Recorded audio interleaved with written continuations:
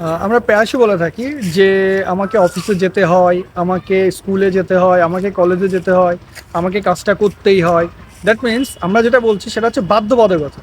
যখনই আমরা বলছি যে যেতে হবে, করতে হবে, খেতে হবে, এটা বাধ্যবাধকতা, অর্থাৎ আমার করতেই হবে। এই ধরনের কথাগুলো বলার ক্ষেত্রে আমরা যে ফ্রেজটা ব্যবহার করব সেটা হচ্ছে হ্যাভ টু। Have to. এখন আমাকে স্কুলে যেতেই হবে, I have to go to school. আমাকে অফিসে যেতেই হবে, I have to go to office.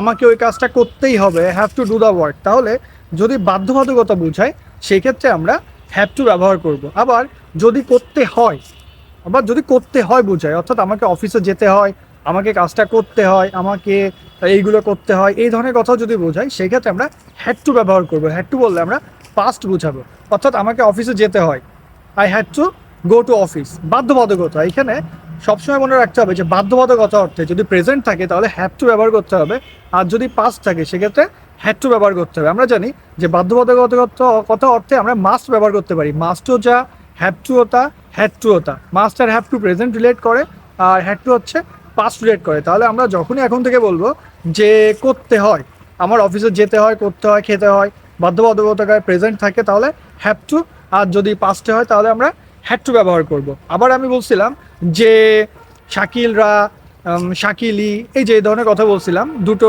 Suffix use করছিলাম যে শাকিলি কাজটা করছে, শাকিল রা কাজটা করছে। শাকিল ই এবং শাকিল রা, এই দুটার there is a gulf of difference between this two words. তাহলে এই দুটোর মধ্যে অনেক পার্থক্য আছে। শাকিল ই যখনই আমি বলছি তখন বুঝিয়েছে যে একমাত্র শাকিল, দ্যাট মিনস সিঙ্গুলার। আবার যখন বলছি শাকিল রা তখন বোঝা যাচ্ছে যে শাকিল তার সহযোগীদের নিয়ে করছে, অর্থাৎ শাকিলের সাথে অনেক লোকজন ছিল। এটা যখন বোঝাবে যে দলবল, যখন দলবল বুঝিয়েছে তখন শাকিল অ্যান্ড হিজ অ্যাসোসিয়েটস, মানে শাকিল এবং তার সহযোগীরা। আবার যদি বলে যে শাকিল ই, তখন আমরা বলবো ইট ইজ শাকিল।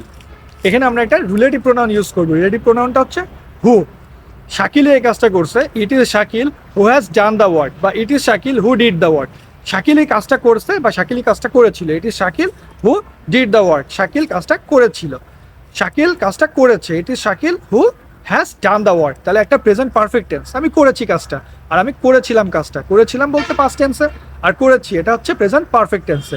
আর শাকিল রা কাজটা করছে, তাহলে Shakil and his associates. Shakil তার দলবল নিয়ে, সেটা আমি ভালো কাজও করতে পারি, খারাপ কাজও করতে পারি, পজিটিভ মিনিং থাকতে পারে, নেগেটিভ মিনিং থাকতে পারে।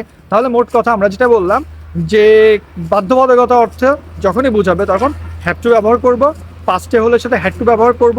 শাকিল এবং তার দলবল এরকম কথা যদি ব্যবহার হয় তাহলে আমরা বলবো শাকিল অ্যান্ড হিজ অ্যাসোসিয়েটস। আবার যদি বলি শাকিলই কাজটা করছে, শুধু শাকিলকে মিন করে, সেক্ষেত্রে আমরা বলবো ইট is Shakil who has done the work. তাহলে ইট ইজ শাকিল হু। মনে রাখতে হবে যখনই আমরা এই সাফিক্সটা ইউজ করবো তখন অবশ্যই রিলেটিভ প্রোনাউন হিসাবে হুটা ব্যবহার করতে হবে। তাহলে এই চারটা ফ্রেজ নিয়ে আমরা আলোচনা করেছি, এই চারটা ফ্রেজই ভালো করে দেখবো ইনশাআল্লাহ। Thank you.